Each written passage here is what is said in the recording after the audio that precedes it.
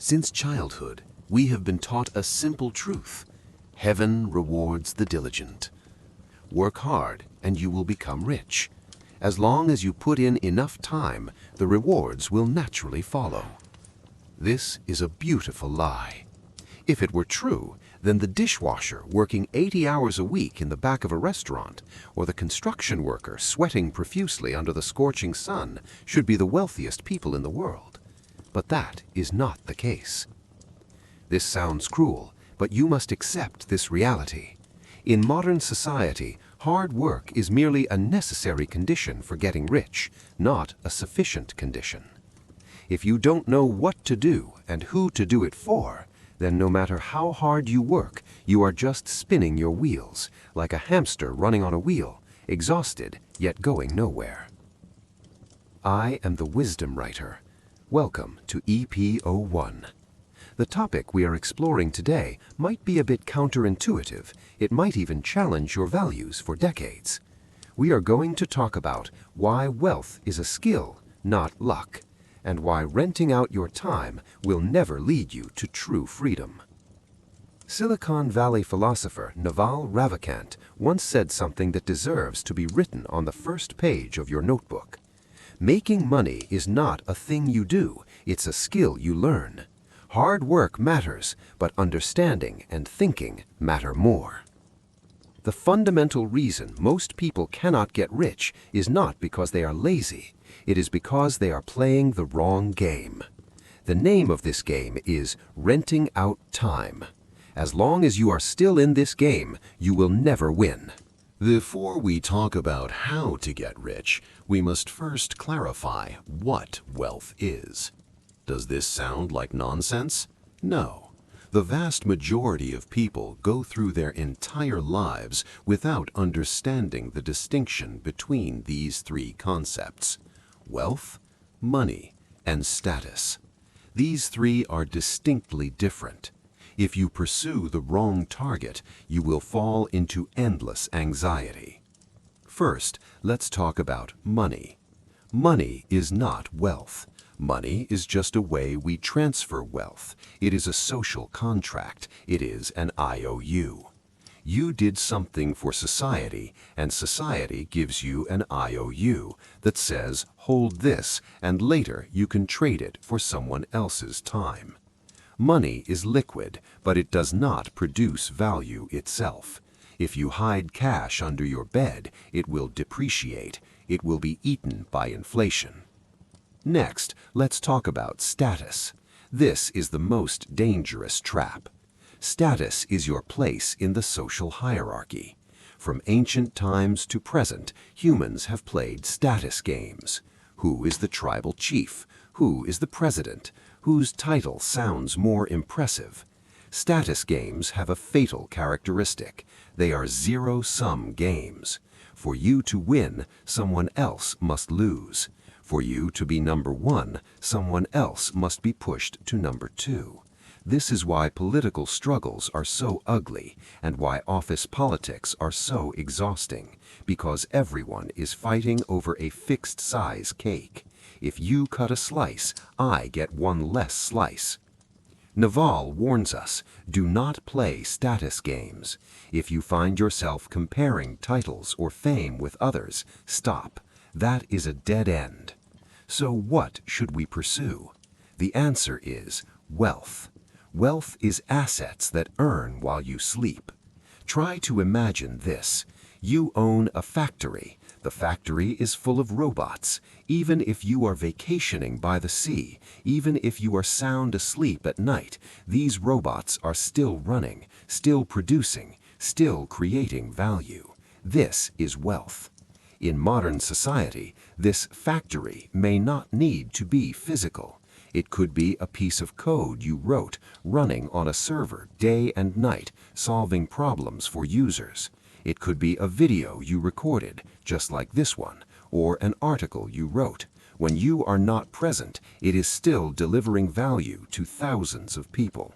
So, please remember this core distinction. Money is the transfer of time.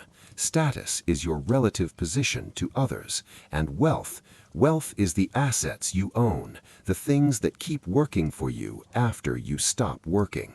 If you crave freedom, you must pursue wealth, not the number in your bank account, and certainly not the title on your business card. Many people think they are pursuing wealth, but actually they are just pursuing a high salary. But a high salary essentially is still renting out time. As soon as you stop working, the income drops to zero. This is not wealth. This is just a more expensive payroll. We must realize this point. True wealth creation is a positive-sum game. When you create a new product, solve a new problem, you make the pie bigger. You become rich and others benefit too. This is the game we should be playing. Now, please pause for a moment and ask yourself a question. Is the thing you spend the most time doing every day creating passive income, or is it simply exchanging for an IOU or fighting for a hollow name? If it is the latter two, then the following content will be the key to your escape from this trap, because we are about to uncover why time is your biggest enemy on the road to wealth. Since we have distinguished between wealth, money, and status, now we must face a fact that is painful for most people. Why do you feel like you have given your all, yet you are still standing in the same place? The reason is simple. You are renting out your time. Naval gave a very absolute conclusion, and I hope you listen closely. You are not going to get rich renting out your time. You must own equity, a piece of a business, to gain your financial freedom. Please note, he didn't say it's hard, he said it's impossible. Why? Because time is linear, while wealth is exponential. Your time is limited. There are only 24 hours in a day. You cannot expand it. If you are trading time for money, then your income has a ceiling. That is your lifespan and your physical energy. This is what we call linking inputs to outputs. You put in 1 hour input and get 1 hour's wage output. If you get sick, if you want to rest, the input stops and the output stops immediately. This is not freedom. This is bondage. Let's look at a typical example. Imagine an excellent doctor or a lawyer. In the eyes of society, they are high-income groups, models of success. Their hourly rate might be hundreds or even thousands of dollars. But Naval hit the nail on the head. Even high-paying professions like doctors and lawyers, if they don't own equity, they make no money when they sleep, and they have no income when they retire. This is the high salary trap. A doctor, as long as he must personally see patients to make money, is essentially a laborer. Once he goes on vacation, the cash flow breaks. But what if he owns shares in the clinic? If he builds a system, hires other doctors, and establishes his own brand, then even if he is playing golf, the clinic is still running, still creating returns for him. The former is renting out time, the latter is owning assets. This is the difference. So you must find a way to decouple your inputs from your outputs. The career or business you seek must have this characteristic. The effort you put in can generate non-linear returns. Write a piece of code and it can be executed millions of times.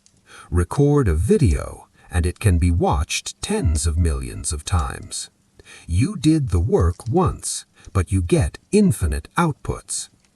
If you don't take this step, no matter how high your hourly rate is, you are forever just working for someone else, or worse, becoming a slave of money.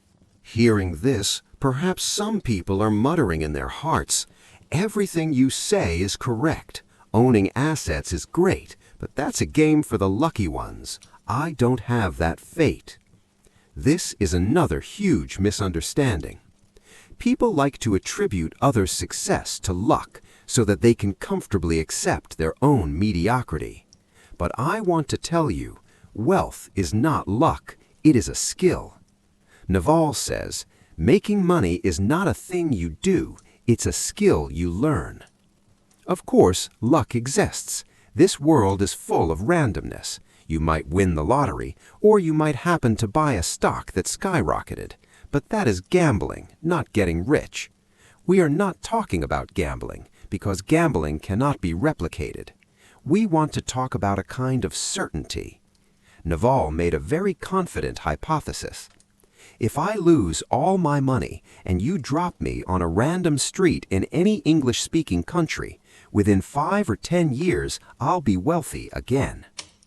Imagine stripping him of everything, fame, property, connections, leaving only his wisdom. Then drop him into any English-speaking country and give him a minimum wage job. Give him a few years and he will definitely find the path to wealth again. Why? Because he has mastered the meta skill. He knows the rules of the game. It's like playing a Super Mario video game. A novice player relies on luck. Maybe he can survive a level by chance, but he will die quickly. But an expert player has mastered the cheat codes. He knows where the hidden coins are. He knows the attack patterns of the monsters. Even if you make him restart the game, reset, make him start from level 1, he can still clear the game quickly, perhaps even faster than last time. Making money is such a skill. It includes how to judge trends, how to identify value, how to organize resources, and how to persuade others. Once you learn this skill, no one can take it away from you. So do not pray for good luck. Luck might help you once, but skill can protect you for a lifetime. What you need to do is deconstruct this skill. Learn how to read business models and learn how to build systems. When you view getting rich as a subject that can be learned like calculus, you have already won half the battle. Okay, we know we can't rent out time, and we know wealth is a skill. So how exactly do we do it? If we condense all of Naval's wisdom into one sentence, it is the core formula of this episode. Productize yourself. These two words carry immense weight. Yourself refers to your specific knowledge. Productize refers to leverage. Let's break these two down. This is crucial. First is yourself. This means you need to excavate your specific knowledge. What is specific knowledge? Specific knowledge is knowledge that you cannot be trained for. If society can train you, it can train someone else and replace you. If what you do is taught in school, if there's a standard operating procedure for it, then you can be replaced at any time. Because if you can do it, others can do it, and AI can do it even better. True specific knowledge is often hidden in your unique DNA and experiences. Think back to your childhood or teenage years. What was something you did naturally and did better than others? What is something that feels like play to you, but looks like work to others? This is the clue. For Naval, he loved reading, he loved studying technology, and he loved posting short thoughts on Twitter. To him, these were fun, they were play. But he transformed this play into extremely high judgment, becoming a top-tier venture capitalist. This is his specific knowledge. You don't need to imitate anyone else. If you try to be another Elon Musk, you will fail, because he is more like Elon Musk than you are. But if you are you, no one can compete with you. In the field of being you, you are number one in the world. This is the first half of the formula. Find that unique you. Next is the second half, productize, which means adding leverage. Having specific knowledge alone is not enough. If Naval only read books at home, he still wouldn't make money. You need to attach your specific knowledge to a vehicle that can scale. In the past, there were mainly two types of leverage. First was labor, people working for you. This is hard. You need to manage a team. Second was capital, money making money. This is also hard. You need to have money first. But today, we have a third type, and it is the most powerful leverage. Products with zero marginal cost of replication, namely code and media. Writing software, making videos, recording podcasts, writing articles. These are the secret weapons of the new rich. Naval calls this permissionless leverage. This is the first time in human history that you can use leverage without asking anyone's consent. You don't need a boss to promote you. You don't need a bank to give you a loan. You don't need a TV station to give you a time slot. You just need a computer connected to the internet, and you can magnify your specific knowledge 10,000 times, 1,000,000 times. As I speak here, this recording is my media leverage. I put in the time once, but it can be played infinite times. This is productizing yourself. To summarize this wealth formula, find the thing that feels like play to you, but looks like work to others. That is your specific knowledge. Then package it using code or media and publish it on the internet. That is your leverage. When you achieve this, you are not competing with anyone. You have escaped competition because no one can be better at being you than you are. This sounds exciting, right? But this is also a lonely road because it means you have to take full responsibility for your results. There's no boss to blame, no economy to use as an excuse. In the final few minutes, we will talk about how to take this step and what the ultimate purpose of all this really is. After listening to this, you might feel the anxiety of an epiphany. I know I shouldn't rent my time, but I'm working a job right now. What should I do? Do not be anxious. Anxiety cannot solve problems. Action can. If knowledge cannot be translated into action, it is merely entertainment for the brain. If you want to start changing from now on, I will give you 3 concrete steps. Please write them down or recite them in your heart. Step 1. Ruthlessly audit your income model. Take out your pay stub or look at your bank account. Ask yourself, if I completely stop working for 3 months, will these numbers still move? If the answer is no, then you are renting out your time. You don't need to quit immediately. That is reckless. What you need to do is start decoupling. If you have savings, start buying equity, stocks, investing in businesses. This is the simplest way to own assets. If you have no savings, you must use your spare time to create something that can generate value without your immediate participation. Even if it's just a blog post that solves someone's problem, that is the seed of an asset. Step 2. Find your specific knowledge. This step requires some introspection. Don't look at what is popular in the market right now. Don't force yourself to learn AI just because AI is hot. Don't trade crypto because Bitcoin is rising. People who chase trends will always be the suckers left holding the bag. You need to look back, recall your childhood, recall your weekend afternoons. What is something you do naturally to the point where you forget the time? Is it your sensitivity to complex numbers? Is it your ability to connect with strangers? Or is it your obsession with design aesthetics?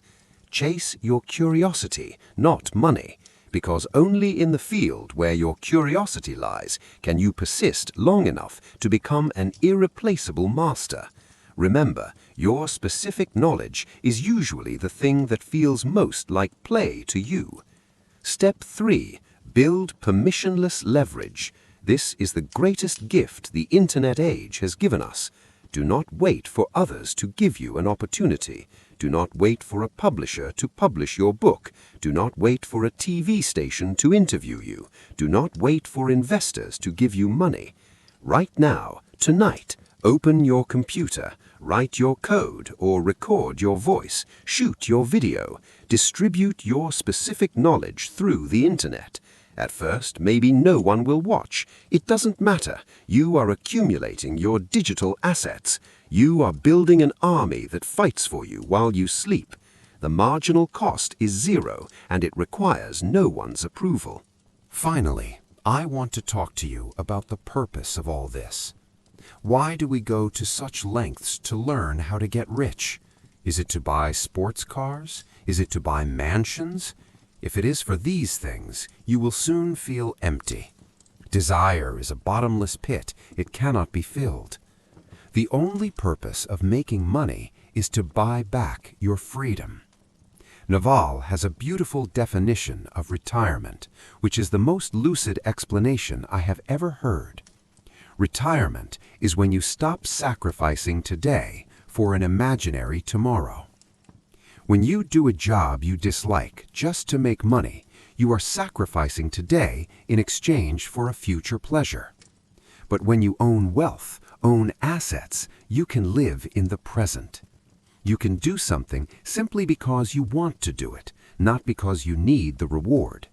At that time, you have truly retired. Even if you work 12 hours a day, as long as it is what you love, you have already retired. Life has three core subjects: wealth, health, and happiness. When we are young, we always pursue them in this order. We work desperately for wealth, overdraw our health, and only think about happiness at the end. But when you reach the end of your life, you will find the importance is reversed. Happiness is most important, health is the foundation, and wealth is just a tool.